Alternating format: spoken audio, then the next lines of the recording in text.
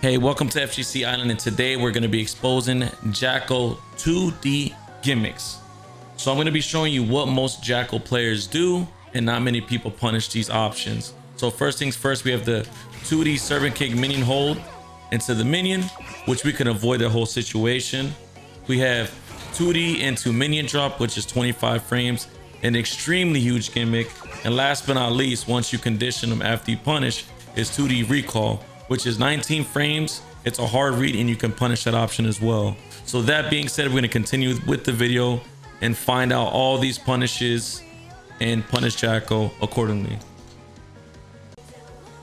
Step 1 on exposing / punishing Jackals 2D into servant kick would be if your character is privileged with a DP. As you can see, So Bad Guy has a DP. A couple other characters, well, you can punish it every single time unless the Jackal player uses their brain, does a recall, or 2D for max range, and then minion toss. But if your character does not have a DP, which not many characters do, you could go to plan B, which would be to do a fast enough super if your character has it. As you can see right there. So we're going to be moving on to the next step on other ways to punish Jackals 2D pressure.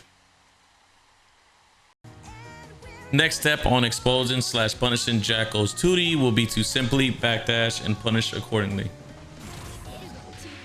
Punish, what makes it crazier, you can do this in the corner as well. But keep in mind, if the Jackal player is high level, they would have a minion. You cannot backdash that situation. Or if Jackal has a tension gauge, they can RC and blow up your backdash. So pretty much that's where the RPS is going to come into play. Just make sure you know your options and punish accordingly. So now we're going to be going on to another step, which I feel is the most optimal way to shut down Jackal's 2D pressure. So we're going to go into that now. Next step on exposing / punishing Jackal's 2D is going to be utilizing a just block dash macro into throw. It's a little bit execution heavy, but it's definitely worth mastering. As you can see right here, let's give it a shot.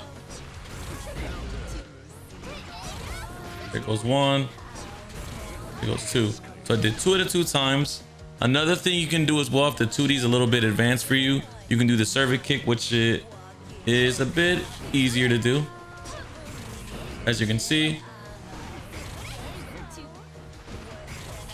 See, it's really easy. It's really important to do because then the Jackal player would not be able to throw the minion out. So if you just block the 2D, that's almost a guaranteed grab.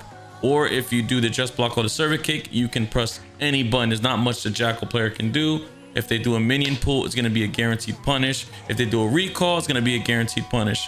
So I highly suggest you mastering the just block mechanic, especially if your character does not have a DP.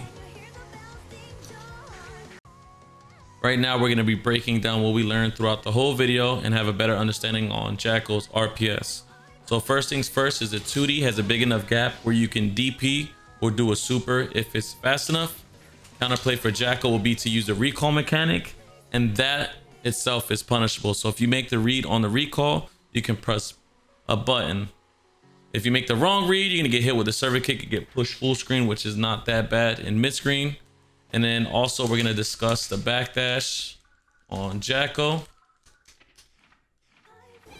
All right, so backdash, we slight delay, pushes them full screen, or if the Jackal has meter, they can punish accordingly, as you can see right here.